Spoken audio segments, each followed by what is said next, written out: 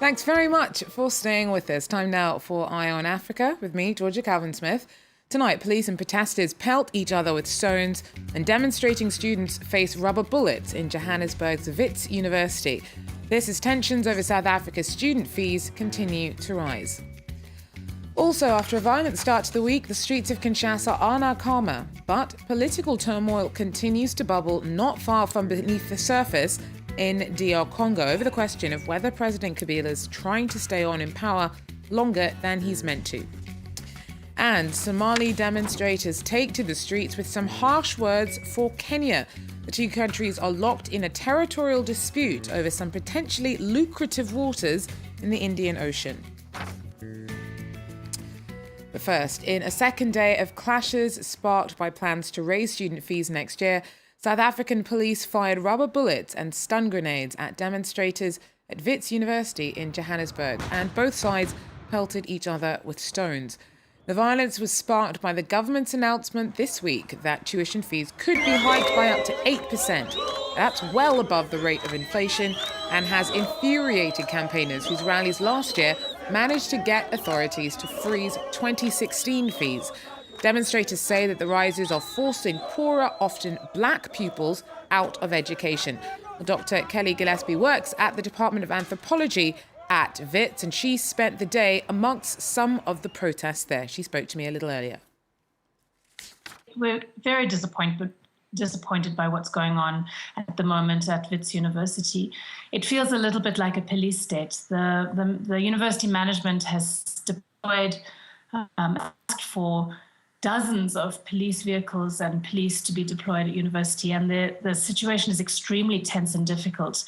In fact, today we were trying to have a meeting as academics to try and discuss a way forward to end the standoff on campus. And we could barely meet because the police helicopters were hovering overhead, stun grenades were going off against our students. Some of our students were very seriously injured. It's a really horrible situation right now. Now, Colleen, fees must fall is actually one of many calls for change in South Africa, none of which comes cheap. Many opposed to the university fees hikes, actually calling for free education for all students. The government saying it can't afford that. Some campaigners, though, think it can't afford not to.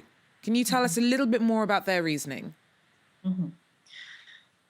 Many of us feel it's quite clear that South Africa is a fairly wealthy country with massive inequality. If there was political will to pay for education as opposed to pay for corruption, to allow for massive amounts of money to leave the country illegally every year onto offshore accounts, there's plenty of money floating around. The question is whether there's a political will to corral it effectively and direct it where it needs to go. You know, the important thing to understand behind these particular protests is that there are two major demands of students. The first is that we've seen over the last 20 years, a year-on-year decrease in government subsidy to higher education. So the state has been undercutting the amount of money that it's needed to give for universities to maintain their budgets. And so universities have been forced to turn to student fees as a way to raise money for university budgets. And this has meant an incremental privatization of our public universities. And students are feeling this the most intensely because they're the ones that are having to pay for this shortfall. Well, Nigerian police have dismissed allegations that a special unit that tackles robberies tortured suspects and demanded bribes for their freedom. Human rights group Amnesty International has accused the SARS squad of subjecting people it arrested to starvation and mock executions until they either offered up a confession or handed over money. Many have reportedly been held within a detention centre in Abuja known as the Abattoir. Amnesty has called for officers guilty of abuses to be held accountable. For more on this, we're joined now by Donald Awuna. He's the Nigerian Deputy Police Commissioner. Donald, thanks very much for speaking to us. Now, Amnesty International's based these claims on interviews that it's conducted with people who say that they've suffered at the hands of the police. Are you planning on doing your own investigations? Of course, thank you so much. And I want to state categorically clear that the report in its entirety is misleading, It's a clear misrepresentation of facts, unverified accounts, and absolute distortion of current situation in special squads throughout the country, especially in Enugu, Abuja. When you say abattoir is an area. An abattoir is not abattoir as for where you have livestock and you have meat. It's an area in Abuja. So those facts, what Amnesty have done as usual is to misrepresent facts, especially. So it is a misrepresentation of facts. So what facts do you think have been misrepresented? Because it's not the first time that Nigeria has been accused of having a problem with torture being used by its police force. What do you think is inaccurate about that position? The Nigerian police, we observe international best practices. We conform to standards. We follow the rule of the law and the rule of engagement. We observe the fundamental human rights of suspects. Suspects have rights. They have unfettered access to lawyers, to their families, to care, to Medicare, and the rest of it.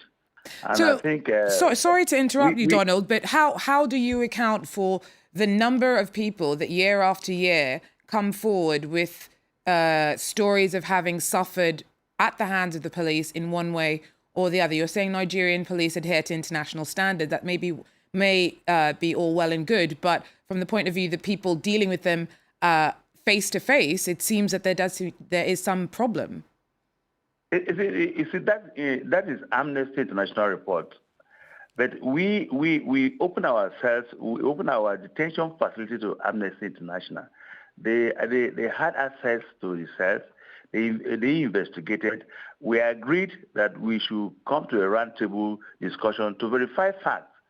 On the 20th of September, which they released their report, they never called us back for any roundtable discussion. So they claimed that those people they have been interviewed, they have protected their identity, but I think they should share their reports with us for us to cross-check with their facts.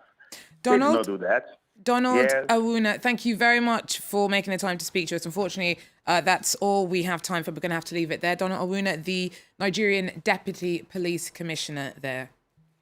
Thank you very much. Thank you, Donald. In other news, Congolese officials say that they'll be coming down hard on those they say are behind violent confrontations between police and protesters this week. The unrest is linked to fears that President Joseph Kabila is trying to delay elections in November in a bid to stay in power beyond the end of his mandate. At least 32 people have been killed, and Kinshasa has come in for some harsh criticism from abroad. Thomas Nicolan tells us more. Things were back to normal in Kinshasa this morning after 2 days of violence and looting. Public transport was working properly, shops were open, but there is still a political storm going on in DR Congo, and even more so after what French President François Hollande declared yesterday when he said that there were acts of violence that were committed last Monday and that most of them came from the Congolese authorities. His words were despicable, and we reject them completely. François Hollande doesn't know what's been happening in DR Congo these last few days. He should have taken a step back and reviewed the situation before talking. Because I don't know how he would react if in France a group of people started attacking policemen, destroying courthouses and looting. Now, the Congolese opposition is not unhappy about the international community reacting to what happened on Monday. Martin Fayulu, one of the organizers of Monday's march, said that an international intervention was probably the only thing that could help DR Congo get out of the political dead end that the country is in. Now, government and opposition are both blaming the other side for what happened on Monday. And today in Kinshasa, the public prosecutor said that all the suspects, all the people who looted and killed on Monday are going to be tracked down and found wherever they are. And there are even border control measures that are being taken so that no suspect can leave the country. Thomas Nicolan there for us. Well, anti-Kenyan protests were held in Mogadishu on Wednesday as Somali demonstrators accused Nairobi of trying to steal their oil. The two countries are locked in a territorial dispute over some potentially lucrative waters in the Indian Ocean. It's a long-running spat that has landed the neighbours in court. A maritime dispute that could make waves. Hundreds of Somalis took to the streets of Mogadishu on Wednesday to voice their anger over Kenya's territorial ambitions. Our heritage and our children's heritage is not for sale. And our borders aren't negotiable either, whether on land or at sea.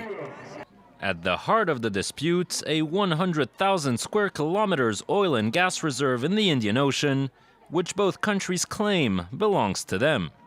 Kenya says the sea border follows a straight horizontal line, while Somalia argues it should head south along the land frontier.